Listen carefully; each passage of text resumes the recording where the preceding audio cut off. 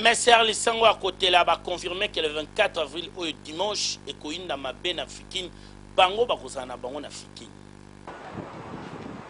MSR Mouvement Social pour le Renouveau persiste et signe le 24 avril Oyo ba militant nyonso na foire internationale ya Kinshasa pour restaurer histoire il y a le 24 avril qui a fait quoi Congolais parti politique ba association Oyo et militaka pour te masolo démocratie et côte à partir il y a date il y a le 24 avril 1990 Bakoloba liboso ya ba militant MSR ba exprimer ki yango à travers point de presse Oyo Yves Mobando Yogo président national à Animaki na Tango.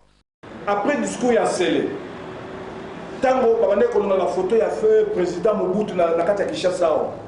Il n'y avait pas un parti avec la pancarte que nous avons la photo. Non, c'était le peuple congolais. Et aujourd'hui, tous ces peuples congolais se retrouvent dans les différents partis politiques. Alors, il n'y a pas d'affrontement. Il n'y a pas de lobby. Tant que le ah,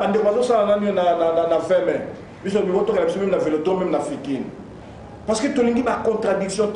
Puis tout le monde a contacté. Puis tout ciblé parti na bisot. Puis tout le membre parti na bisot.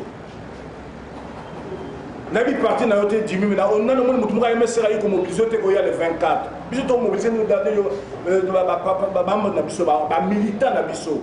Il y a parti na bisot ba ya pour que ça va sango, il y a date le 24 avril 1990.